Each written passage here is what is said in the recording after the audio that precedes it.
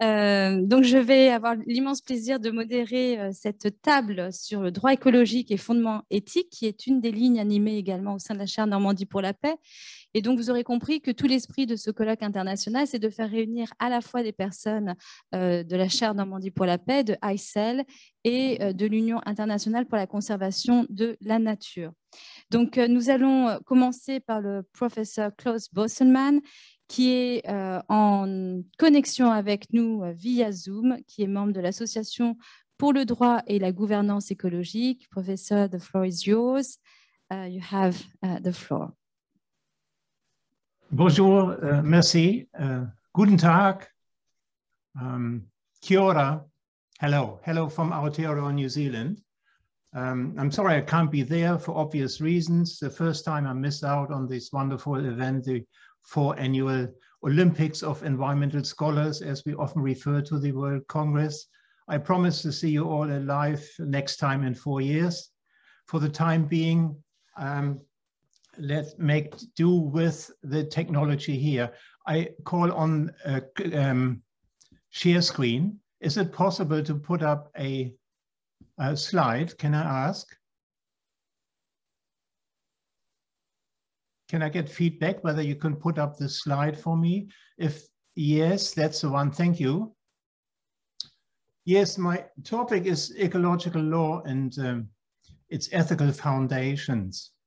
So that entails the obvious question, what is ecological law?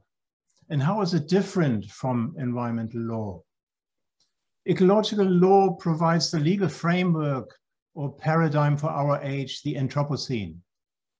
Rather than locating the natural world as the other and disconnected from the human world, ecological law emphasizes the interdependence and intrinsic value of all forms of life. This makes it different from environmental law, which assumes a categorical difference between humans and nature. The word environment means surroundings. It describes a situation where you see yourself in the center and the world around you is mere surroundings, or Umwelt in my native German language. Environmental law, therefore, reflects anthropocentrism. When I studied and taught Umweltrecht in Germany in the 1980s, I was always quite uncomfortable with this term, as the subject of this legal discipline should not really be the natural Umwelt, the world around us, but the natural Mitwelt, the world we belong to. So with world or convironment, this is what we are more accustomed to. We referred to our discipline as Mitweltrecht or ecological Recht, ökologisches Recht, ecological law. And of course, ecology is the key here. Ecological awareness has grown over the years, of course, and today we have a situation where most people accept that humans are part and parcel of the Earth's ecological system. We are totally connected with what is going on in the natural world, as, for example, climate change and the COVID-19 pandemic remind us. The problem is that this awareness has not yet translated to a reshaping of the economic system and the legal system. 50 years ago, Christopher Stone, who passed away just a few months ago, wrote his seminal essay, Should Trees Have Standing?, in which he stated that our moral awareness has grown to a degree that humans can today accept that nature has value and importance quite independently from its usefulness for humans. He called for a shift from an instrumental value to a non-instrumental or intrinsic value of nature. According to Stone, in law, this ethical shift could be recognized by giving nature own rights. In this way, rights of nature have been promoted in many countries, and some have incorporated them through constitutions, Ecuador, Colombia, Bolivia, or court decisions, India, Bangladesh, and other states, or legislation, New Zealand, and some communities in the United States. There are no doubt signs of emerging ecological law, but ecological law is not the same as rights of nature. It is far more. Theory and philosophy of ecology stand in contrast to the theory and philosophy that underpins environmental law. Environmental law is rooted in modern Western law with its origins in anthropocentrism, dualism, individualism, and utilitarianism. Shaped by anthropocentric, fragmented, and reductionist characteristics, environmental law is not only blind to ecological interdependencies, but also politically weak, as it competes with other more powerful areas of law, such as private property or corporate rights. As a consequence, the legal system has become imbalanced and unable to secure the physical and biological conditions upon which all life, including life, human life, depends. The Ethics Specialist Group, ESG, has for a long time advocated the shift from environmental law to ecological law, and a number of resolutions promoting this shift have been adopted by the IUCN, for example, in 3 resolutions adopted at the 2004 World Conservation Congress in Bangkok. These and other resolutions are referred to in a motion putting ethics into action throughout IUCN program and activities before this 2021 IUCN World Conservation Congress. In the center of this motion stands the manifesto, The Future of Life, Our Values for Action, drafted by the French National Committee of IUCN. Patrick Blandin and Katie Gwiazon will talk more about it, so let me put this motion and manifesto into the wider context of ecological law.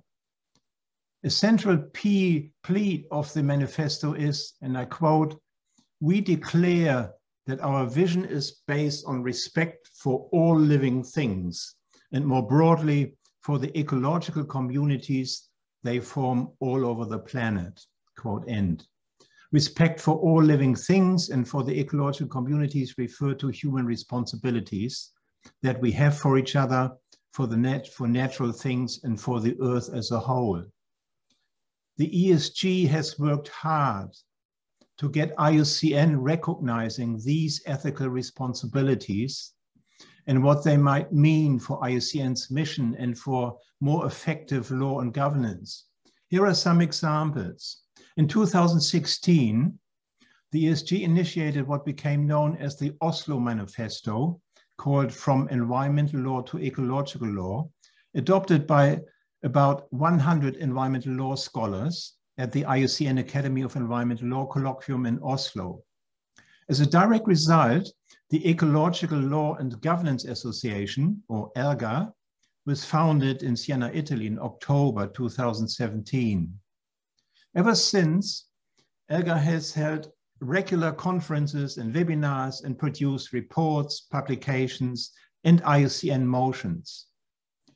The IUCN World Commission of Environmental Law has been very supportive of the work of both the ESG and ELGA. And I want to particularly thank Nick Robinson and our current VCL chair, Antonio Benjamin, for their relentless, wonderful support for many years and at every possible occasion. But as far as I'm concerned, it's also fair to say that the IUCN as an organization, in particular the Secretariat, have not been that supportive, and in some instances, downright opposed to our work. Let me explain. There's a notorious lack of actually implementing resolutions on ethics. For example, the 2012 resolution, which called for the establishment of an ethics mechanism in order to actually implement previous ethical commitments that IUCN Congress has adopted, was again unanimously adopted and called for effective implementation of global ethics, including the emerging idea of Earth trusteeship. It required, among other things, the IUCN Secretariat to A, liaise with the World Commission on Environmental Law and the Ethics Specialist Group for the development of an implementation strategy, and B, charged a senior member of the Secretariat to work with the ESG on details of engaging with IUCN members, including member states and government agencies. Nothing really ever happened. By contrast, in 2017, the IUCN leadership was very quick to stop me as ESG chair to speak at the UN General Assembly in New York about global ethics and Earth trusteeship. The then Director General of IUCN, Inger Andersen, directly instructed me not to speak in the name of IUCN Ethics Specialist Group when calling on nations to adopt Earth trusteeship responsibilities. The reason I was given was that there was not a resolution-based IUCN policy on the matter. As a consequence, ESG drafted a motion for the next IUCN World Congress to change the policy and support Earth trusteeship.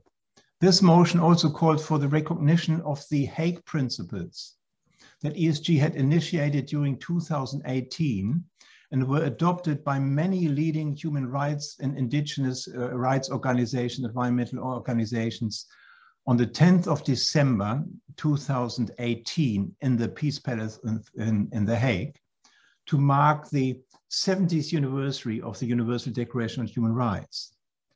So the Hague Principles define human rights and trusteeship responsibilities with respect to the community of life, which is a notion which is central to the Earth Charter, which, as mentioned earlier, IUCN has adopted in 2004 to guide its policies.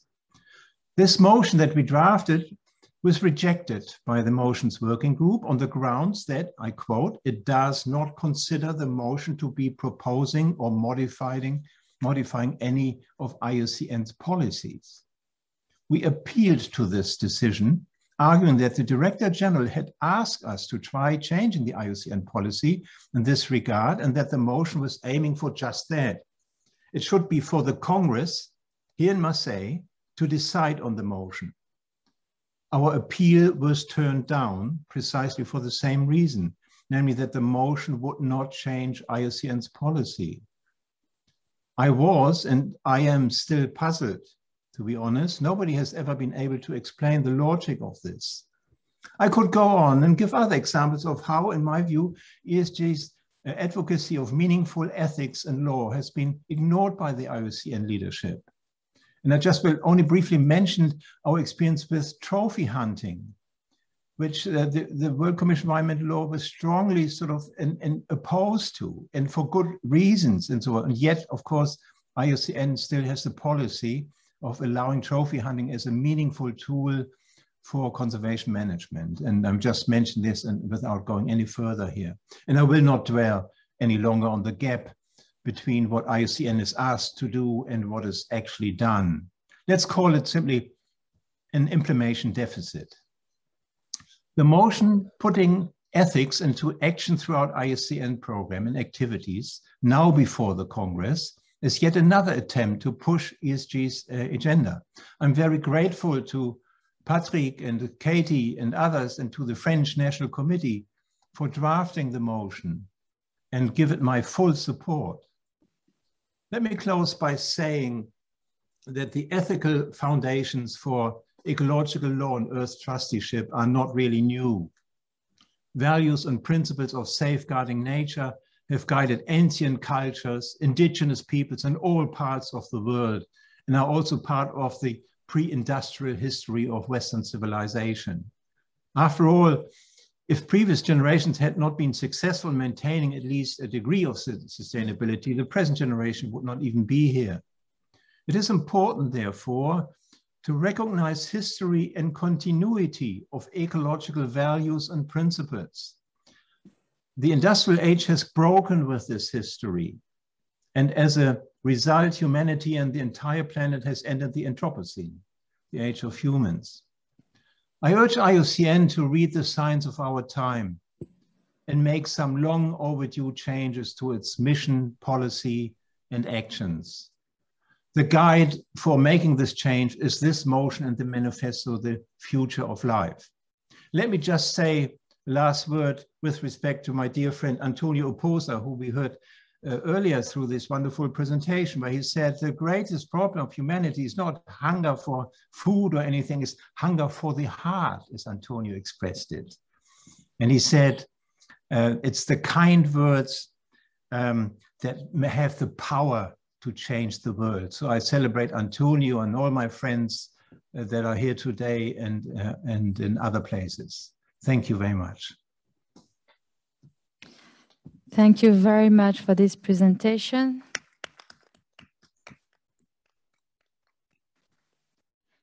So now I'm going to introduce Kathy Guisden. Sorry if I misspell. So we are very pleased to have you here on the floor. So Catherine serves as the Executive Director of the Center for Environmental Ethics and Law, an international non-governmental organization which is based in the US.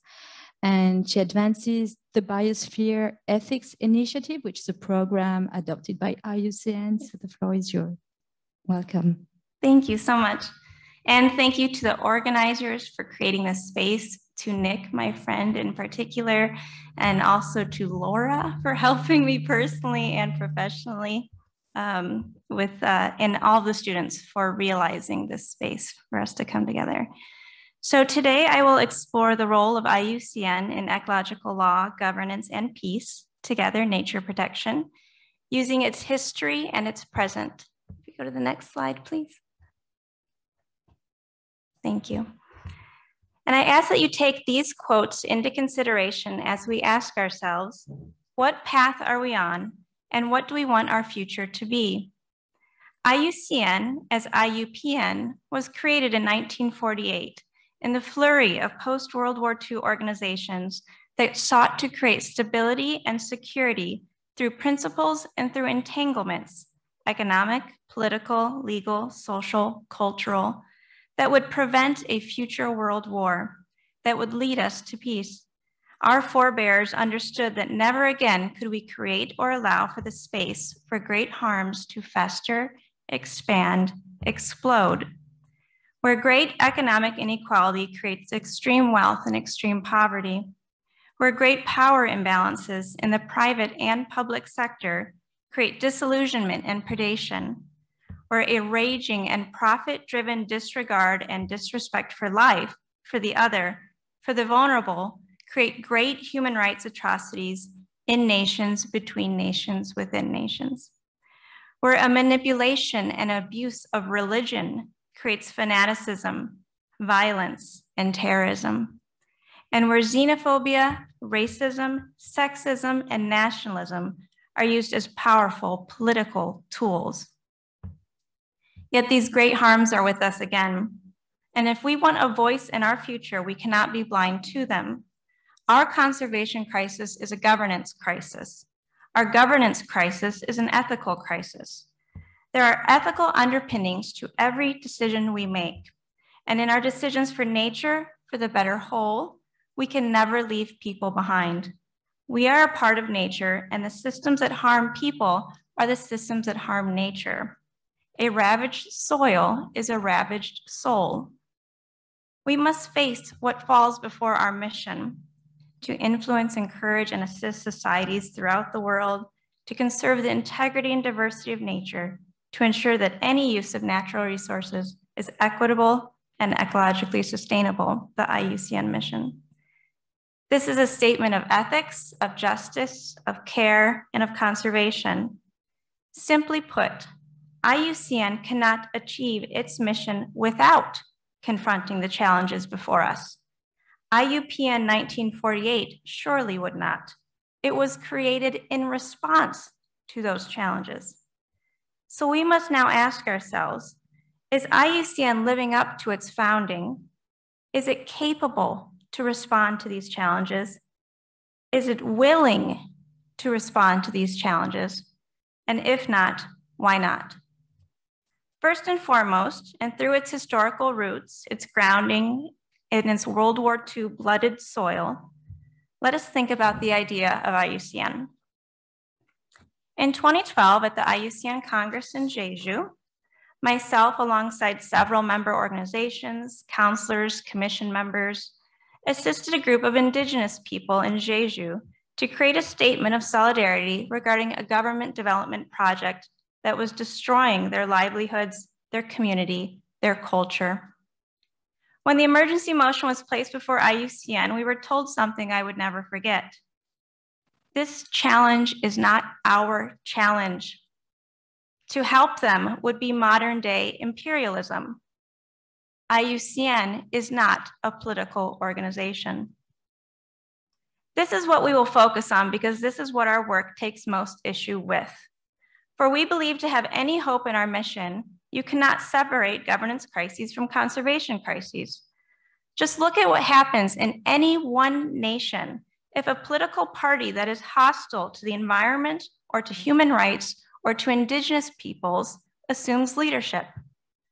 We know as practitioners and scholars that you cannot separate politics from law and governance and justice and ethics, the very components of our mission. We know you cannot separate politics from science and inquiry and information, the very components of the implementation of our mission. We know you cannot separate politics from the protection and conservation of nature, the very purpose of IUCN. You cannot separate politics from life. Every lawyer knows this. Every citizen knows this. It decides what is allowed in our air, in our waters, in our soil, in our food. It decides what is traded, what is developed, where and with who, with children, with the enslaved. It decides whether laws to protect murdered environmental defenders are actually enforced. It decides whether endangered species can be hunted, sold, or turned into trophies. We are a political organization because we are political beings working within a political system. And to say otherwise is either a denial or a distortion of the truth. And we need truth now more than ever. The disinformation from the tobacco cases has morphed into the disinformation of climate change. And the disinformation of climate change has morphed into the disinformation of science and public health. And the disinformation of science has morphed into the disinformation of democracy. Disinformation stops action. That is its purpose. Authoritarianism is rising. Nationalism is rising. Xenophobia is rising. And these political governance actions are hostile to peace, goodwill, nature, all of us, and everything we stand for. IUCN cannot have its blinders or be blindfolded. It cannot have its blinders on or its blindfold on. This is the system we must work within and work to change if we hope to not just achieve our mission, but breathe life back into it. IUCN must boldly say, within political, cultural, and social contexts, we advance the duty not to harm. And if there is harm, we seek accountability and healing. We work to protect the vulnerable, for if the most vulnerable are protected, we are all protected. We understand that we cannot put the burdens of healing on those who have been harmed, but on those who have benefited from the systems of harm. We advance the precautionary principle and precautionary science. We advance the non-regression principle. We advance equality and work intentionally against the systems of racism, colonialism, and sexism. We advance equity, whether the equity required under the NDCs of the UNFCCC, the equity required in governance and decision-making in democracies, or the equity required for the accountability of historical harms or historical omissions. And we do all of this because that is what law, governance, ethics, justice demands. The Biosphere Ethics Initiative, as advanced and adopted by IUCN, is an international law initiative that advances all of this, that advances ecological law and governance. Working through a rooted cosmopolitan approach based in local communities, shared at the local and global levels, and understanding the diverse stories and places in each of us, it seeks to advance action rooted in ethical principles that promote the community of life. It is Ubuntu alive, a legal and ethical principle from Southern Africa that means I exist because you exist. My identity is entangled within yours. And we have even expanded that to nature. I exist because we, nature, exists. And we have expanded it to the nation state through relational sovereignty. After all, a nation only exists through other nations. And I'm very lucky as the BEI advances many good stories. In our Gary Rise project, a predominantly Black community must find a way to work without a working government, where corruption is commonplace, where children play in poisoned soils, and where people are kept so busy in their poverty that they are not given the space to breathe, let alone engage in democracy. Through Gary Rise, we bear witness to human rights violations and systemic racism. Through Gary Rise, we stand for intentional acts of anti-racism. And through Gary Rise, we see women lead. We see elders serve and provide and be cornerstones of a community. And we see those who have been harmed still fight to heal and help and care for others. This is what we advance. In our project, Our Global Crisis of Democracy, we bear witness to the principles of colonialism and the governance systems of today. Injustice, racism, predation by nations and industries for foreign direct investment, illegal logging, mass agriculture, and we stand for acts of intentional decoloniality. We understand that poverty is a policy choice, and we question whether sustainable development is even possible in law and governance systems that advance unsustainable values. And through this work, we see Indigenous peoples rise. We see educators stand up against powerful government forces. We see the international community demand justice for crimes against humanity and ecocide. This is what we advance. In our Ecofeminist Jurisprudence Project, in partnership with Jordan's Joe Womenomics, we see economic systems that harm communities and close doors to identity and opportunity. We see efforts to shine a light on the shadow pandemic of domestic violence and harm against women, entangled with sexism and misogyny. And we stand for intentional acts of dismantling the patriarchy. We stand against hierarchies and for relations. This is what we advance. And today we must acknowledge that the harm to our planet, to our people, to peace has not been maintained under us or healed under us. It has been worsening. Therefore, what is our role as IUCN and with our mission rooted in ethics and justice? In this increase of harm, what is our role? Because if we lived by our mission, wouldn't the harms be decreasing? And so the question now before us is, has IUCN forgotten its roots, or is it rejecting its roots? Do we want to be the organization where trophy hunters hide? A continuation of the wealthy of particular races and a particular gender, killing for entertainment, and for the data-rejected reasons of a trickle-down impact to local peoples? Is there really no alternative? Is this what we stand for? This is a story that harms our heart. Perhaps not our finances, but our heart. And do we want to be the organization that does not stand with an Indigenous community that is targeted because of their powerlessness and their place, that rejects their lives in harmony with nature? Is this what we stand for? This is a story that harms our heart. Perhaps not our finances, but our heart.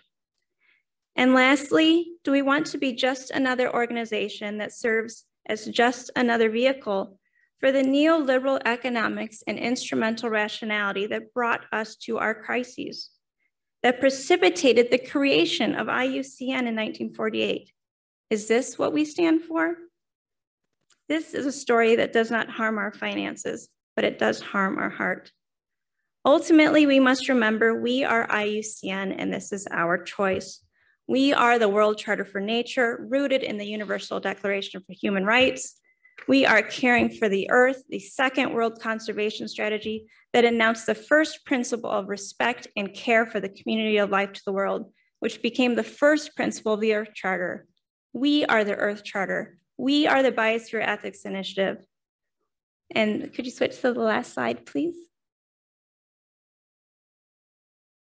And we, one more.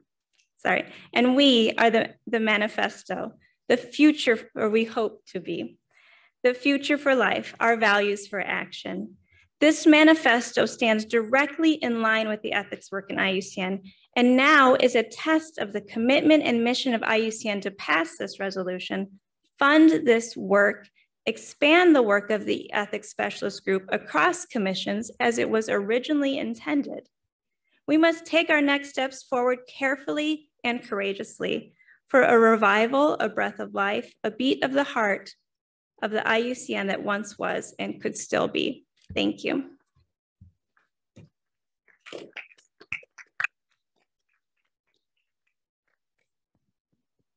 Merci infiniment pour votre présentation, Catherine.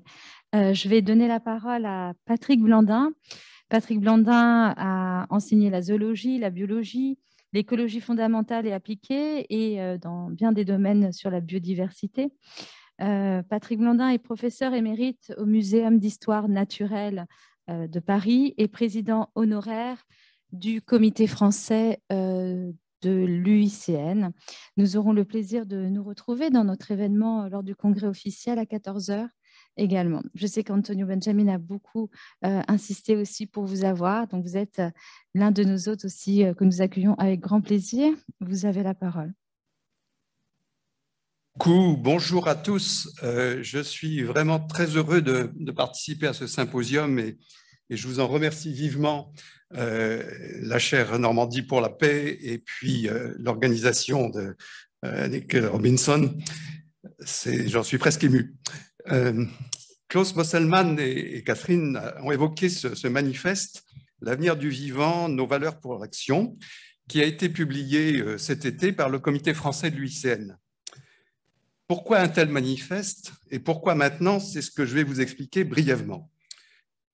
Puis je vous présenterai ce que le manifeste a appelé un monde désirable, puis ses valeurs fondamentales et les quelques lignes directrices qu'il propose pour agir. Comme vous l'avez vu au travers des exposés précédents, depuis ses origines, l'UICN a promu des valeurs fortes. Par l'intermédiaire de ses experts, l'Union a influencé des textes internationaux à portée morale importante, comme la Charte mondiale pour la nature adoptée par les Nations unies en 1982. Mais aujourd'hui, plus que jamais, alors que nous faisons face à une crise globale, l'UICN a une immense responsabilité morale. Elle doit s'affirmer comme une institution sociétale qui offre un nouveau sens à l'aventure humaine, une vision mobilisatrice qui soit source d'espoir pour les humains. Le comité français de l'UICN avait estimé que le Congrès mondial de la conservation offrait une occasion unique pour mettre les questions éthiques au cœur des préoccupations de l'Union. Dans ce but, en 2018, en collaboration avec des membres de l'Ethics Specialist Group, une démarche avait été élaborée, intitulée « Values in Action for the Future of Life, Addressing the Global Crisis in Governance and Conservation ». Démarche qui faisait des propositions concrètes pour l'organisation du Congrès. Parallèlement, en décembre 2018, un groupe de travail intitulé « Éthique en action » avait été constitué pour préparer les positions du comité français en matière d'éthique. Mais la démarche élaborée avec l'Ethics Specialist Group n'a pu aboutir. Le comité français, voyant les difficultés à faire de l'éthique une préoccupation majeure au sein de l'UICN, vous en avez eu des témoignages avec notamment ce que vous a raconté Klaus, et donc profitant du report du congrès, le comité a décidé de préparer un manifeste éthique en suivant une démarche de type bottom-up. C'est-à-dire que des personnes, le groupe de travail, ont préparé un texte qui ensuite a été adopté à l'unanimité par le conseil d'administration du comité fin 2020. Et afin de le partager aussi largement que possible avec les membres de l'UICN avant et pendant le congrès, il a été publié en juillet 2021 dans les 3 langues officielles de l'UICN ainsi qu'en portugais. Et nous avons même des versions abrégées également disponibles en italien et en allemand. Alors, que propose ce manifeste? Plutôt que d'entretenir la crainte de l'effondrement du monde, Il invite à imaginer un monde désirable et à agir pour qu'il advienne. Nous voulons que les humains, dans toute leur diversité, où qu'ils vivent, et quelle que soit leur culture, leur connaissance et leurs croyances, tissent entre eux et avec tout le monde vivant des relations de solidarité. Ces relations doivent permettre à chaque être humain de vivre mieux, là où il souhaite. En même temps, nous exprimons le désir d'une réelle convivialité avec les autres êtres vivants. Il s'agit de construire un mieux vivre ensemble, à l'échelle des communautés que les humains forment localement avec le monde vivant, comme à l'échelle de l'ensemble de la biosphère. Et pour cela, il nous faut une éthique commune, donc des valeurs et des principes d'action qui soient le plus largement partagés possible. Le manifeste propose des valeurs fondamentales qui, d'une certaine manière, sont inspirées par la biologie et l'écologie. Vous savez, au début du XXe siècle, quand s'ébauchait un mouvement international pour la protection de la nature, car nos racines montent aussi loin que cela, sinon avant, la biologie évolutive et l'écologie étaient loin de constituer le cadre général des sciences de la vie. Mais aujourd'hui, nous savons que la biosphère forme un unique système écologique qui n'a cessé de changer et continuera de changer. C'est pourquoi nous voyons les autres espèces comme les compagnons d'évolution de l'humanité et chaque être vivant comme un acteur agissant au sein du réseau écologique de la biosphère, tout comme chaque humain. Prenant acte de cette réalité, nous attribuons à chaque être vivant une valeur d'existence, car en existant, cet être participe à des interactions qui génèrent pas à pas le fonctionnement écologique de la biosphère. Nous lui attribuons également une valeur de mémoire, car cet être, résultat d'une séquence continue de reproduction et de modification au cours de l'histoire de la vie, détient dans son matériel génétique comme une trace écrite de cette histoire. Enfin, nous lui attribuons une valeur d'avenir, parce que si cet être se reproduit, il transmet à ses descendants des informations génétiques qui peuvent contribuer à leur capacité d'adaptation à des contextes écologiques changeants. En outre, au-delà des valeurs d'existence, de mémoire et d'avenir que nous attribuons à chaque être vivant, nous accordons les mêmes valeurs aux communautés écologiques qui forment de place en place le tissu de la biosphère. Cela concerne les écosystèmes sauvages, aussi bien que les paysages issus de longues coévolutions avec diverses sociétés humaines, coévolutions qui ont abouti localement à des assemblages originaux d'écosystèmes et d'espèces. En conséquence, en nous appuyant sur la Charte mondiale de la nature des Nations Unies, sur la Earth Charter et la Biosphere Ethics Initiative adoptée par l'UICN, nous déclarons que notre vision est basée tout simplement sur le respect vis-à-vis de tous les êtres vivants et plus largement des communautés écologiques qu'ils forment partout sur la planète. De là découlent plusieurs principes d'action. Il s'agit tout d'abord d'interagir autrement entre humains. Concevoir une action de manière à ce qu'elle contribue au mieux-être des humains implique chez chacun plus qu'un esprit de tolérance, une véritable écoute des autres. La négociation est alors le mécanisme qui doit permettre l'émergence de projets communs, tout en respectant la diversité éthique des acteurs, dans le cadre d'une gouvernance participative et démocratique. Ensuite, il faut interagir autrement avec le monde vivant. Si toute action doit être conçue et menée dans un esprit de solidarité avec le monde vivant et dans le respect de sa diversité, le problème se pose de rendre la nature présente à la table des négociations. La valeur d'existence que nous donnons aux êtres vivants et au système écologique implique que nous reconnaissions leur droit d'exister et donc que nous leur dédions les espaces qui leur sont nécessaires. Cela implique que nous nous imposions le devoir de prendre en compte ce droit dans toute prise de décision, au niveau local comme à celui de la biosphère. C'est pourquoi nous avons mis en avant dans le manifeste comme principe d'action l'objectif d'interférence minimale. Toute action doit être conçue et menée de manière à interférer le moins possible avec les processus biologiques et écologiques spontanés. Évidemment, cela nous conduit à vouloir habiter autrement la Terre. Le respect de la liberté des autres êtres vivants exige que les humains organisent un partage équitable de l'espace, du niveau local à l'échelle mondiale. Nous désirons donc que les humains conçoivent leur façon d'habiter la Terre de manière à ce que le monde sauvage puisse se perpétuer et évoluer, en lui consacrant des espaces dont le slogan pourrait être « la paix pour la nature ». Cependant, il ne s'agit pas de fragmenter les territoires en zones d'exclusion, les espaces sauvages là-bas, et puis les espaces domestiques ici. Au contraire, il s'agit d'organiser la cohabitation des humains et des non-humains pour leur bénéfice mutuel. Dans le cadre d'un continuum écologique allant des espaces les plus sauvages jusqu'au cœur des villes, l'habitat humain devrait donc être conçu de manière à ce que divers représentants du monde sauvage puissent y exister et s'y perpétuer spontanément, dans le cadre d'une conception systémique, intégrative de l'aménagement des territoires. Ceci appelle à repenser nos droits de propriété et à imaginer des façons d'utiliser l'espace qui permettent aux humains et aux êtres vivants de coexister sans gêne mutuelle, dans des conditions négociées pour assurer le mieux vivre ensemble, en d'autres termes, la paix avec la nature. Et maintenant, d'un point de vue pratique, nous voulons partager largement le manifeste, non seulement avec les membres de l'UICN, mais aussi avec leurs partenaires et interlocuteurs. Concrètement, je vous le signale, à l'occasion du congrès, le comité français invite à venir signer le manifeste dans son pavillon à partir de son inauguration le 4 septembre. Ensuite, en réaction au rapport récent très alarmant du GIEC, nous souhaitons que vraiment l'UICN prenne à l'occasion du congrès de Marseille ce véritable leadership moral que nous appelons. En s'inspirant de notre manifeste, pourquoi pas? C'est pourquoi nous avons déposé une motion nouvelle et urgente intitulée « Putting Ethics into Action throughout IUCN Programme and Activities ». Cette motion est soutenue par des membres de l'UICN, par la France. Espérons qu'elle franchira les obstacles qu'ont hélas connu d'autres propositions et qu'elle sera soumise au vote de l'Assemblée générale.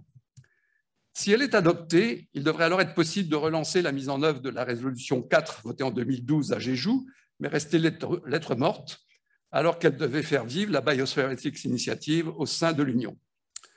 Au-delà, espérons qu'elle incitera les membres de l'UICN à s'inspirer dans leurs activités quotidiennes de la vision que nous proposons, vivre mieux ensemble, tout simplement, nous les humains avec tous les autres êtres vivants en chaque lieu de la planète.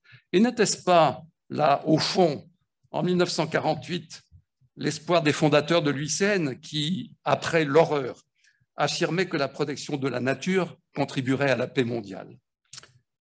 Pour finir, permettez-moi une dernière réflexion. Les valeurs d'existence, de mémoire et d'avenir ne sont pas inspirées seulement par l'écologie, en tant que science des interactions qui maintiennent la vie sur la planète. Elles le sont aussi par la biologie évolutive. Le monde vivant se perpétue sur une planète en perpétuelle transformation, comme nous l'avons de mieux en mieux appris grâce au progrès des géosciences. Et si le monde vivant se perpétue, c'est parce que les organismes vivants sont capables de changer grâce à la double dimension conservatrice et transformatrice de la transmission des mémoires génétiques. C'est pourquoi nous avons besoin d'une éthique à la fois écologique et évolutionniste, que j'appelle volontiers une éco-évo-éthique, qui serait la base d'un droit éco-évolutionniste. Je vous remercie.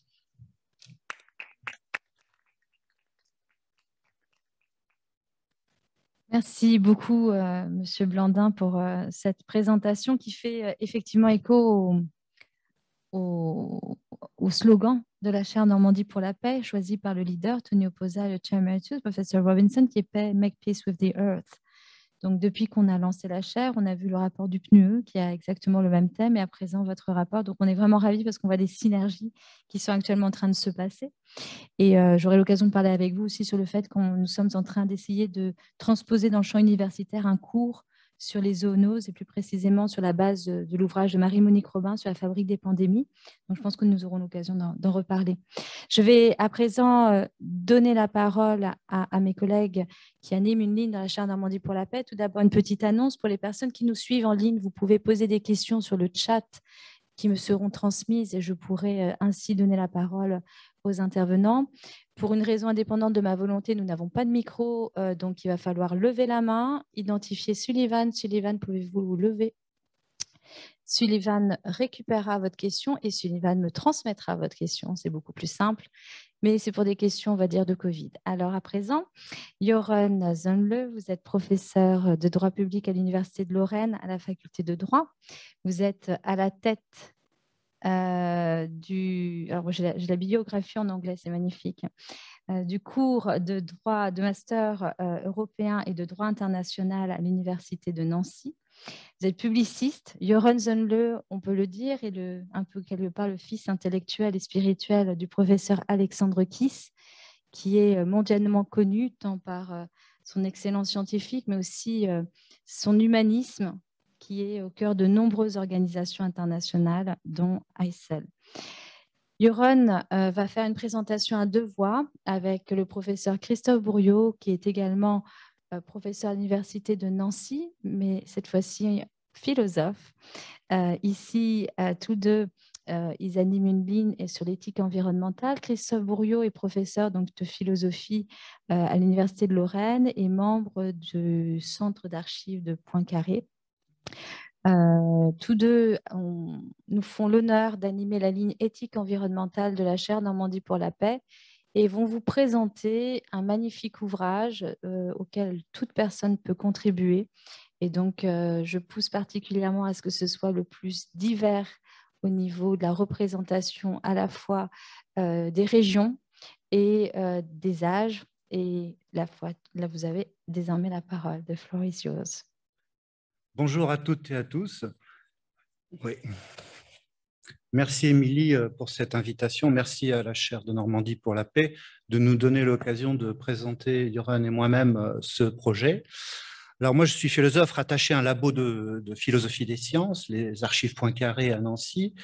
Et justement, ma problématique, c'est la question de la justification de l'emploi de fiction dans le domaine de la science, mais aussi dans le domaine du droit. Par exemple, qu'est-ce qui justifie de considérer un fleuve ou un parc comme une personne juridique? Alors, il y a des débats sur ces questions qui seront en partie abordés dans notre ouvrage, qui se composent de 2 parties. Alors, le titre, c'est « Éthique environnementale pour juristes ».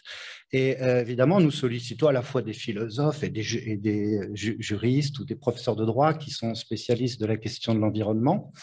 Il y aura 2 parties principalement. Alors, je dois préciser aussi que les articles, les contributions à cet ouvrage pourront être rédigées en français, en anglais ou en espagnol. Nous accueillons les 3 langues. Alors, il y aura 2 parties principales. La première, c'est sur les sources philosophiques des théories des éthiques environnementales, c'est-à-dire la manière dont certaines théories philosophiques, par exemple celle des stoïciens, la nature comme harmonie, ou celle de Spinoza, qui a été repris par la deep écologie, avec cette idée de divinisation de la nature, contre la notion d'environnement, comment ces théories philosophiques ont été réappropriées par différents courants écologique. Ça, ce sera la première partie. Et la deuxième portera sur des problématiques plus contemporaines, par exemple sur la question des inégalités sociales induites par les désordres écologiques, ou encore la question des débats entre fictionnalistes et réalistes, sur la question que j'ai abordée tout à l'heure, celle de savoir s'il est légitime de considérer des êtres non humains comme des personnes. Alors en France, on a des opposants farouches à cette idée, par exemple Luc Ferry qui a une vision de l'homme comme étant seul porteur de dignité. Donc c'est des questions qui sont assez actuelles.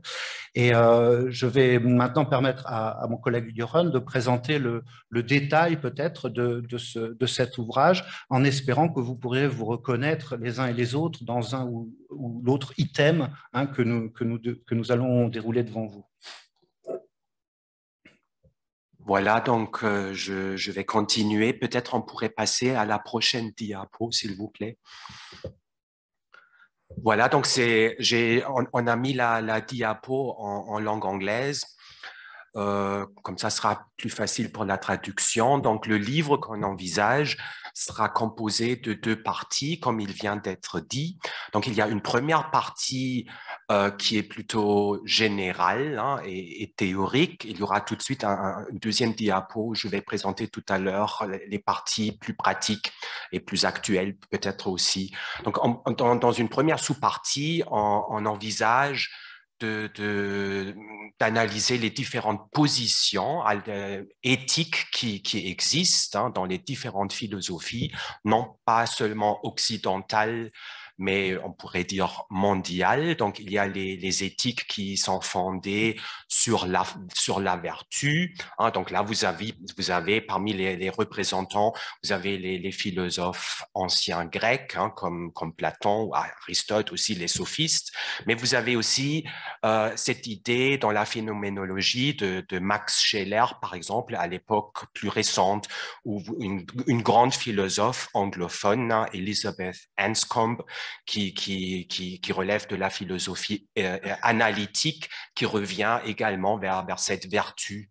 Ensuite, le deuxième courant, c'est le devoir. Hein, donc, vous avez Kant, Emmanuel Kant, qui est un représentant donc de la philosophie des Lumières, mais vous avez aussi les religions classiques, hein, qui relèvent ou qui font appel au devoir. Donc, on se comporte d'une certaine manière à l'égard de la nature parce que on ressent un devoir, hein, on a un devoir à l'égard de la nature. Vous avez également dans ce courant Rawls, hein, donc John Rawls. Voilà, donc il faut que je me rapproche. Ouais. John Rawls avec sa théorie sur la justice, où vous avez aussi les théoriciens du discours comme Habermas, par exemple, hein, Jürgen Habermas. Après, vous avez les philosophies de la finalité, hein, téléologique. Donc là, vous avez l'utilitarisme très présent et je dirais dominant dans les sociétés anglophones et aussi dans la common law.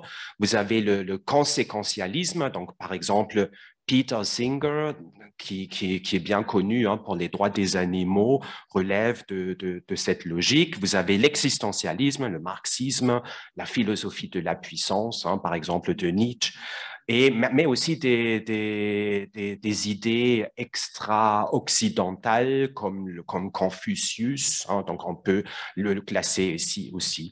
Et enfin, vous avez un dernier grand mouvement, hein, donc notre livre, vous voyez, il sert un peu à décortiquer les différents courants et les rendre accessibles aux juristes, hein, pour clarifier un peu les fondements éthiques qui existent historiquement. Donc, c'est l'empathie, c'est la philosophie de l'empathie. C'est une éthique émotionnelle. Donc, dans le monde occidental, on a Schopenhauer. Hein. Schopenhauer, il est un des premiers qui est contre la souffrance des animaux. Donc, mon collègue écrit actuellement sur Schopenhauer. Donc, il est le premier dans le monde occidental de souffrir avec les animaux, les abattoirs, etc. Mais vous avez aussi cette empathie dans le bouddhisme et dans plein de religions, de peuples autochtones ou de peuples qui relèvent d'autres religions. Donc, ça, c'est les courants un peu généraux. Maintenant, on peut distinguer les courants qui existent, qui sont plus spécifiquement focalisés sur l'environnement. Hein, donc, mon collègue allemand, hein, mon compatriote allemand, Klaus Bosselmann, tout à l'heure, il a parlé de Mitwelt, hein, un terme donc qu'environnement, je crois, il a dit, un concept que j'aime beaucoup. Mais on peut aussi parler de nature. Donc, il y a le théocentrisme, ça, c'est les religions qui ont un ou plusieurs dieux, donc notamment les 3 grandes religions du livre. Hein, François d'Assise est quelqu'un qui s'est beaucoup engagé très tôt dans cette idée-là, et le pape François, dans Laudatio Si, il s'est référé justement à François d'Assise. Mais vous avez aussi dans l'islam, vous avez cette approche-là. Vous avez l'anthropocentrisme. Donc, c'est Kant et les mouvements plutôt traditionnalistes dans la mouvance de Kant, comme Luc Ferry, hein, qui vient d'être évoqué. Ah, mais vous en avez aussi d'autres. Vous avez ensuite le pathocentrisme. Donc là, il faut quand même dire Jeremy Bentham, hein, malgré le fait qu'il est un des fondateurs de l'utilitarisme, c'est aussi un des premiers qui s'est intéressé à la souffrance des animaux. Hein, donc là, vous voyez, l'utilitarisme, on peut quand même établir des aspects très intéressants avec une éthique environnementale. On a déjà mentionné Schopenhauer, il y a Singer, Tom Regan, hein, qui est plutôt dans la mouvance de Kant, hein, Martha Nussbaum, Nussbaum. Ensuite, il y a le biocentrisme. C'est Albert Schweitzer, hein, qui a pris je crois, c'est le premier prix Nobel de la paix de l'histoire, qui est d'origine alsacienne. Ensuite, vous avez l'écocentrisme avec plein de variantes. Ça, bien sûr, c'est plus récent. Vous avez Hans Jonas, vous avez Hans Rolston, vous avez Aldo Leopold aux États-Unis. Vous avez aussi Luther Standing Beer pour l'Amérique du Nord, sans être exhaustif ici. Voilà, peut-être on pourrait passer à la deuxième diapo et je serai plus bref. Donc là, c'est plutôt une liste indicative et notre but ici de notre communication, c'est de soulever des passions et de demander des contributeurs à notre ouvrage. Et justement, cette liste-là, elle est indicative. Donc, nous sommes ouverts à d'autres thématiques. Donc, on a bien conscience que c'est que certains aspects et que peut-être il y a des spécialistes qui pourraient ajouter d'autres thématiques. Donc, on a choisi une certaine thématique, mais bien évidemment, vous pouvez en ajouter d'autres. Donc, les principes, le statut juridique des formes non humaines de la vie, donc le problème qu'on a évoqué avec la personnalisation d'éléments de la nature. On a aussi le problème de la responsabilité environnementale. La langue anglaise, elle est beaucoup plus riche. Elle en a 3 termes en anglais: accountability, liability, responsibility. Donc, ça serait une belle discussion autour de ces termes-là. Donc là, bien sûr, je me réfère aussi à Hans Jonas et son ouvrage sur la responsabilité environnementale. Vous avez l'idée de la solidarité, justice sociale, démocratie environnementale, les risques technologiques, la justice climatique. Et on a trouvé déjà une contributrice, une professeure de philosophie qui va nous faire une contribution sur l'esthétique et la protection de l'environnement. Donc, c'est l'apport des philosophes. Vous voyez, moi, en tant que juriste, j'aurais jamais eu l'idée d'associer l'esthétique à cette thématique-là. Voilà, pour terminer, parce qu'on nous a invités, je sais pas, de raconter une petite histoire. C'est Tony Opossa qui aime beaucoup, je crois, le storytelling. Donc, je vais terminer avec une petite histoire de quelques secondes, d'une minute. Prochaine diapo, s'il vous plaît. Donc, c'est une histoire d'un homme riche qui monte avec son fils sur une montagne. Il ouvre grand les bras et il dit à son fils: regarde comme c'est beau, un jour tout cela t'appartiendra. Prochaine diapo, s'il vous plaît. Donc, un autre jour, il y a un autre père, un homme pauvre, qui monte sur la même colline avec son fils. Et il dit: regarde mon fils, comment c'est beau. Voilà. Merci beaucoup pour votre attention.